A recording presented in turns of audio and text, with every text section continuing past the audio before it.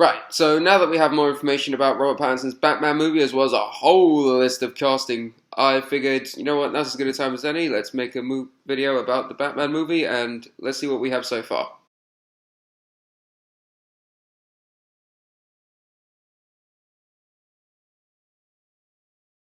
Okay, so I have my phone right here just so we can go through the cast. Now, the one that we've known for a while is Robert Pattinson is obviously going to be Batman. I've already made a video on it. I'm going to leave it down in the links below. A news outlet we had recently said that he's already started training, both weight training and doing his martial arts training. So it's nice to know that he's actually trying to prepare for this role. So I have every faith in the world in him. He's proven himself time and time again to be a really good actor, especially after Twilight.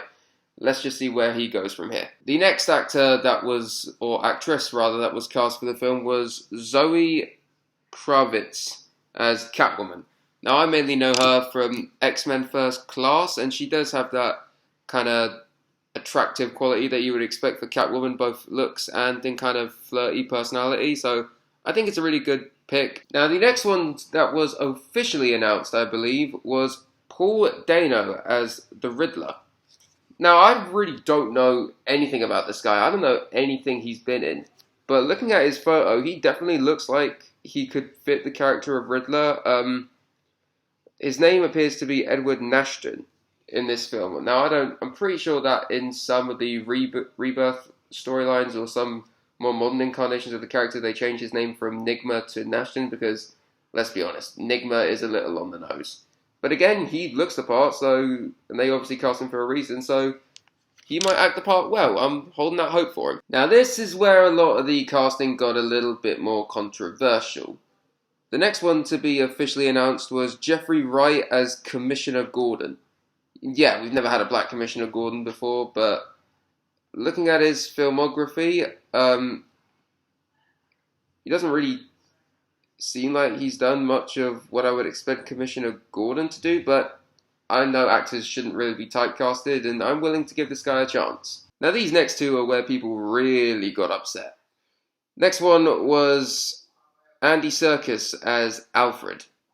Now, yeah, I'll admit, when I first heard that Andy Serkis was going to be Alfred, I originally thought, why not cast him as the Penguin?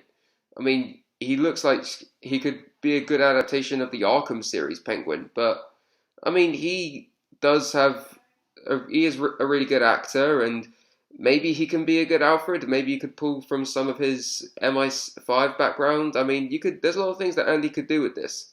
But the next one is where things took a bit of a bizarre turn. The next person on the cast list was Colin Farrell as Penguin. Now, the only thing I really know Colin from is that he played Bullseye in the Ben Affleck Daredevil movie. Not exactly the best thing for him to be introduced to me by, but I'm sure he's a really good actor, and looking at him, it looks like they could pull inspiration from Penguin in the Telltale Batman games, so I'm open to it. Let's just see what Colin does with it. And the last one I have is John Turturro as Carmine Falcone. Now, I really know John Turturro from the Michael Bay Transformers films. Hopefully they're able to use him a lot better, because I'm sure he's a really funny guy, but given the role he's playing, Carmine Falcone, the really notorious gangster, I'm sure they're going to take him a lot more seriously than Michael Bay did, so fingers crossed, John. Now, from what I understand about the story, sources have claimed that it's going to pull from the Long Halloween and Dark Victory, so it's going to be like a kind of a detective, kind of noir mystery sort of element to it, which I think is going to be really cool, because, yeah, we've seen Batman be badass in almost every Batman film ever, except for two, Schumacher.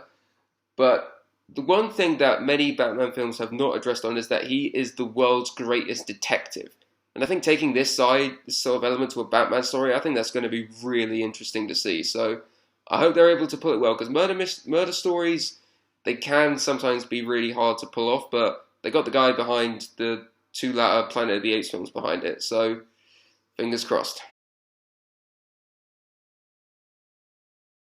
To be fair, all we really know about the release is that it's probably going to be, the expected release date is 25th of June 2021, but again, they're still in the pre-production phase, so that can change if they need to do reshoots or delays come about.